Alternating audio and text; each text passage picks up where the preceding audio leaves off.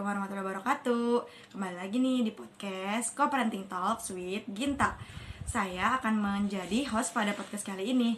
Dan kali ini saya didampingi oleh narasumber saya, yaitu Askia Madia. Saya hai dulu Askia. Halo semuanya teman-teman. Kali ini nih kita akan membahas topik yang menarik loh. Kita akan membahas secara mendalam mengenai co-parenting. Istilah co-parenting mungkin masih terdengar asing ya di telinga teman-teman. Apa itu co-parenting? Teman-teman pasti masih penasaran kan ya. Jadi yuk tonton yuk podcast ini sampai selesai dan dapatkan informasi menarik seputar co-parenting. Baik, mungkin Kak Askia bisa langsung jelasin aja nih kepada para penonton podcast tentang sebenarnya itu apa co-parenting ini. Oke, jadi co-parenting itu adalah hubungan antara orang tua setelah perceraian dalam menjalankan tugas dan tanggung jawab mereka sebagai orang tua. Nah, co-parenting itu bukan hanya tentang bagaimana masing-masing orang tua melakukan pengasuhan anak, tetapi juga tentang bagaimana mereka berinteraksi dan bekerja sama dalam membesarkan anak mereka gitu.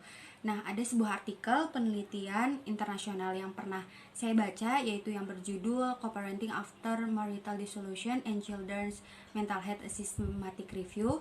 Jadi pada artikel ini tuh membahas tentang co-parenting pasca perceraian dan kesehatan mental anak-anak begitu.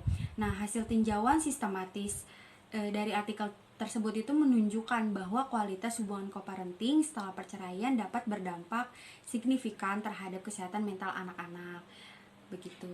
Oh, jadi penting ya Kak bagi orang tua yang bercerai ini untuk memperhatikan kualitas dan hubungan co-parenting setelah perceraian dan memperhatikan kesehatan mental anak-anaknya juga ya Kak? Iya, betul. Jadi tentunya sangat penting ya untuk orang tua memperhatikan kualitas hubungan co-parenting setelah perceraian dan kesehatan mental anak-anak.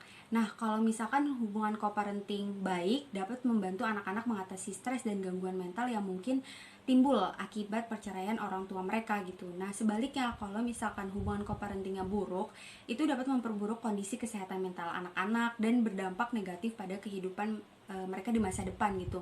Nah, oleh karena itu orang tua harus memperhatikan kualitas hubungan co-parenting mereka dan berusaha untuk bekerja sama dalam mengasuh anak-anak mereka setelah perceraian. Begitu Kak Ginta. Nah, kan kita udah dengar nih penjelasan dari Kak Aski nih ya, bahwa orang tua itu harus memperhatikan kualitas hubungan co-parenting mereka dalam mengasuh anak-anak nih setelah perceraian dan kesehatan mental anak-anaknya.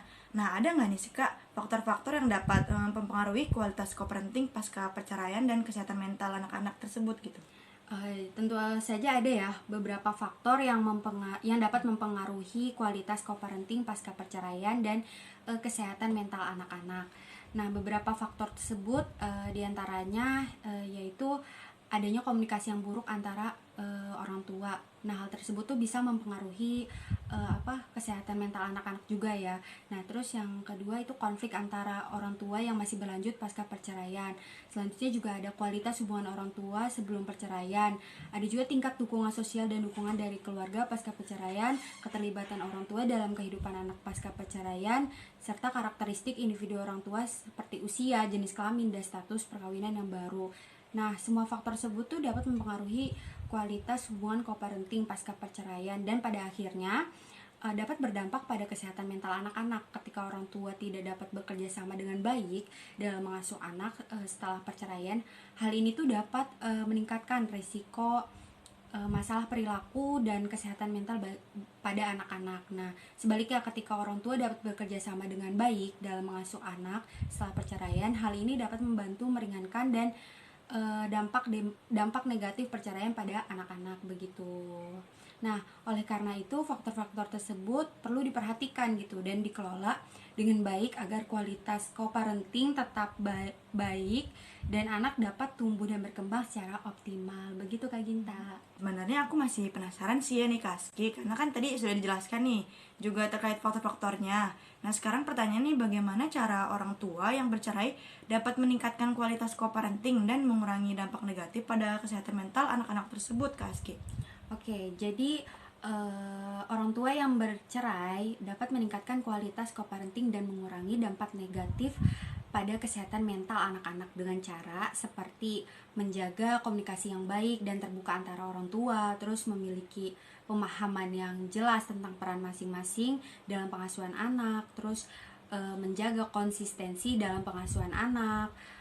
Selanjutnya menghindari konflik dan pertengkaran di depan anak, terus memberikan perhatian dan dukungan emosional pada anak, begitu.